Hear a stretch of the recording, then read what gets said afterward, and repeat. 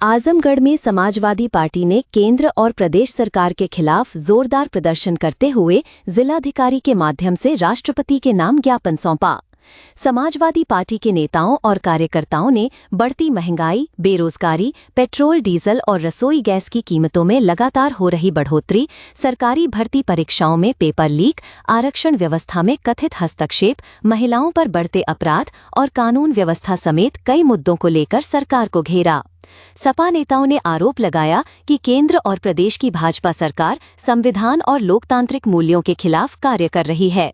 ज्ञापन में कहा गया कि सरकारी संस्थाओं की निष्पक्षता प्रभावित हो रही है और आम जनता का विश्वास सरकार से उठता जा रहा है। समाजवादी पार्टी ने ये भी आरोप लगाया कि प्रदेश में पिछड़े, दलित और अल्पसंख्यक वर्गों के साथ अन्याय हो रहा है तथा भ्रष्टाचार और उत्पीड़न की घटनाएं बढ़ रही हैं। साथ ही शिक्षा के बढ़ते खर्च और स्कूलों के बंद होने को लेकर भी चिंता व्यक्त की गई। पार्टी नेताओं ने राष्ट्रपति से हस्तक्षेप कर संविधान और लोकतंत्र की रक्षा के लिए आवश्यक कदम उठाने की मांग की। इस दौरान धरना प्रदर्शन में सपा के जिला अध्यक्ष हवलदार यादव, पूर्व मंत्री दुर्गा प्रसाद यादव, विधायक डॉक्टर संग्राम यादव, एमएलसी शाह आलम गुड्डू जमाली, सांसद दरोगा प्रसाद सरोज सहित बड़ी संख्या में पार्टी पदाधिकारी और कार्यकर्ता मौजूद रहे। मैं डॉक्टर अमित सिंह, मैं समाजवादी पार्टी का एक कार्यकर्ता हूं और आज जो समाजवादी पार्टी का ये प्रदर्शन था वो इस समय जो प्रदेश में, देश में महंगाई है, डीजल के दाम बढ़े हुए हैं, पेट्रोल के दाम बढ़े हुए हैं, एलपीजी के दाम बढ़े हुए हैं और मिलने में भी दिक्कत हो रही है। जो अभी नीट का पेपर लीक हुआ था और तहसीलों पे, थानों पे जो भ्रष्टाचार है, इन सब के खिलाफ और जो है आज समाजवादी पार्टी का धरना प्रदर्शन था। 2027 के लिए क्या तैयारियां रहेंगी सर? देखिए, तैयारियां वही है कि जो जनता की समस्याएं हैं उनको लेके हम लोग सड़कों पे रहेंगे। माननीय राष्ट्रीय अध्यक्ष जी का भी आदेश है कि जो जनता को ये लगना चाहिए कि समाजवादी पार्टी उनके साथ खड़ी है। और जैसा कि हम सब देख रहे हैं कि पेपर लीक हुआ है, तभी सरकार ये कह रही कि एयरफोर्स के विमान से पेपर जाएंगे। ये अगर देखा जाए तो बहुत ही हास्यास्पद है और ये पहली बार नहीं हुआ कि पेपर लीक हुए हैं। और ये पेपर लीक सिर्फ नीट का ही नहीं होता है, कितनी नौकरियों के पेपर लीक होते हैं।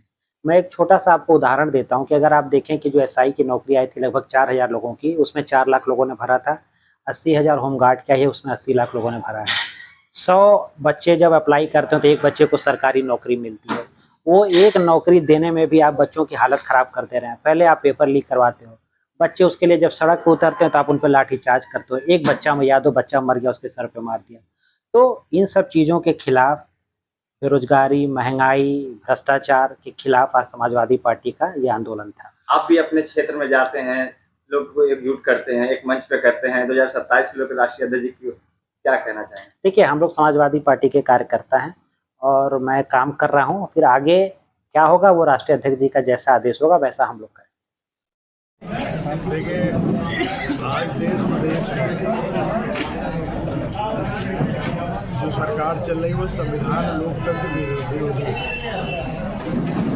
आज जिस तरह से देश में महंगाई बढ़ रही है, बेरोजगारी की विकट समस्या है, बिजली कटौती आप देख रहे हैं कि रोज़ मोदी जोगी जी कह रहे हैं कि 18 घंटे 24 घंटे बिजली मिल रही है, 2-4 घंटे भी बिजली नहीं मिल पा रही है। जो परीक्षाएं हो रही हैं, नीट की परीक्षा में 22 लाख लड़के बैठे थे और पेपर लीक हो गए। अब तक 67 पेपर लीक हुए हैं पूरे प्रदेश में और जिससे नौजवान आज अपने को ठगा महसूस कर रहा है। नौजवान कहीं कहीं आत्महत्या कर रहा है। ऐसी परिस्थिति में आज जिस तरह से डीजल पेट्रोल महंगा होता जा रहा है, आम आदमी की पहुंच के बाहर होता जा रहा है, गैस मिल नहीं रही है, छोटे छोटे जो रोजगार करने वाले ठेला कुल्ची वाले या रेस्तरां हैं या वो कारोबार बंद होते जा रहे हैं। जो नौजवान उन पे काम करते थे वो बेरोजगारी की हालत में घर आ रहे हैं। घर पे कोई व्यवस्था नहीं है जिससे उनका जीवन यापन हो सके। आज पूरे देश में कानून व्यवस्था के नाम पर पूरे प्रदेश में कोई राज नहीं रहेगा। महिलाओं का उत्पीड़न, महिलाओं का बलात्कार, उनकी हत्याएं आज आपने देखा गाजीपुर में विश्वकर्मा समाज की और आपके पश्चिम में मौर्य समाज की लड़की के साथ बलात्कार हुआ और उनकी हत्या कर दी गई। आज जिस तरह का पूरे प्रदेश में कानून व्यवस्था बहुत से बदतर हो गई है। मुख्यमंत्री जी के सजातीय लोगों के लिए कानून अलग और पिछड़े दलितों और मुसलमानों के लिए कानून अलग है। उनको वो अपराध करते हैं तो उनको छूट मिल जाती है और जो दूसरे लोग अपराध के नाम पर उनको फर्जी मुकदमे में फंसा करके उनका इनकाउंटर हो रहा है, उनको मारा जा रहा है। ये लगता नहीं है कि इस देश में पिछड़े दलित और मुसलमान इस देश के वासी हैं। इस नाते आज इन वर्गों में आक्रोश है, सरकार के प्रति नाराजगी है और इस सरकार को लोग हटाना चाहते हैं। जिस तरीके से सरकार बार बार कहती है हम अपने देश को विश्व गुरु बनाएंगे और वहाँ पर जनता को कह रही है आप अपनी आवश्यकताएं कम करिए, तो आपको क्या लगता है कि